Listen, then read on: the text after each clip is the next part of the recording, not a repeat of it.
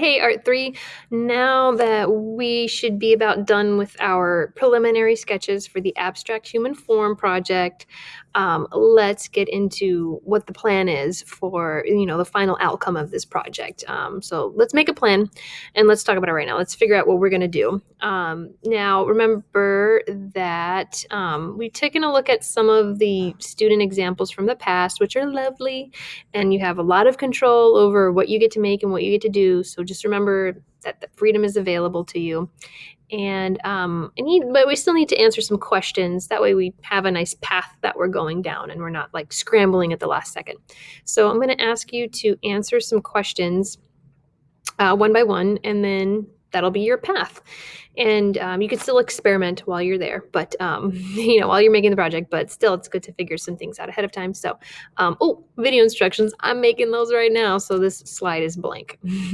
Now, first thing is whether you want to work big or small. So I planned for a certain amount of projects for this school year, but quite frankly, we're running out of time. So you still have 2 project boards available to you in your supplies. So one was a smaller one and one was a bigger one. And so whichever one you want to use, I'm totally cool with it.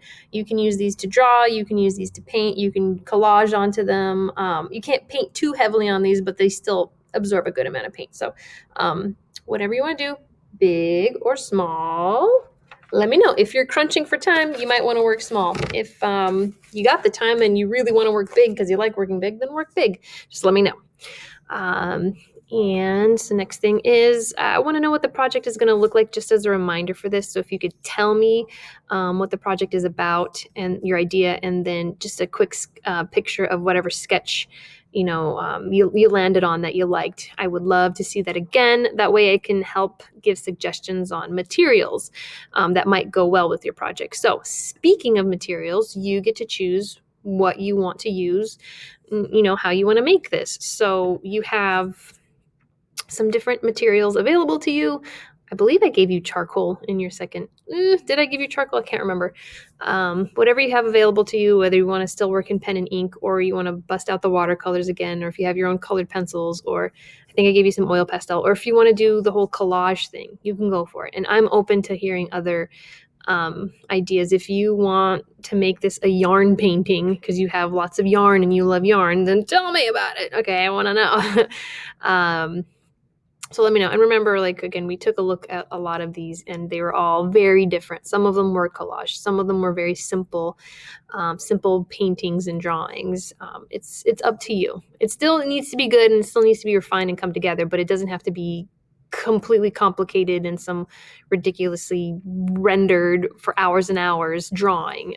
You get to be, if you want to keep it a little more simplified, that's fine, as long as you didn't throw it together in 2 seconds. Now, that's the wrong one. If you would like to be more experimental as you're going along and experiment with the materials and just kind of see what happens, that's fine too. We do need a plan. You need a plan of what you're making, but if you want to be experimental, just let me know. Okay, so please answer the question, what materials you're going to use.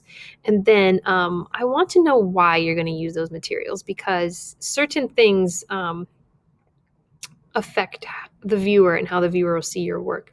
So if you're trying to communicate something and you're trying to communicate in black and white, but maybe you need a pop of color, I'm going to let you know that could be a good idea. Some things are way better in black and white. Some things absolutely need color. Some things need to be collaged. Some things need to be drawn.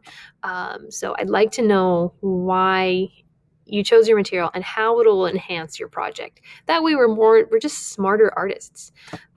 So our work will look more thoughtful, intentional.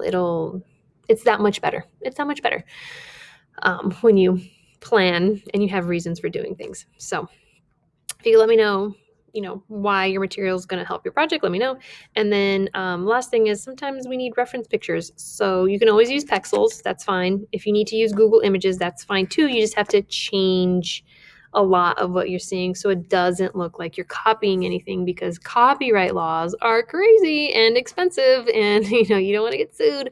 So plenty of you will probably need to get your own reference pictures as well. So go out, take pictures, have somebody pose for you. I used to make people do that for me. So do what you got to do. Answer these questions, turn in the assignment. Love you. Bye.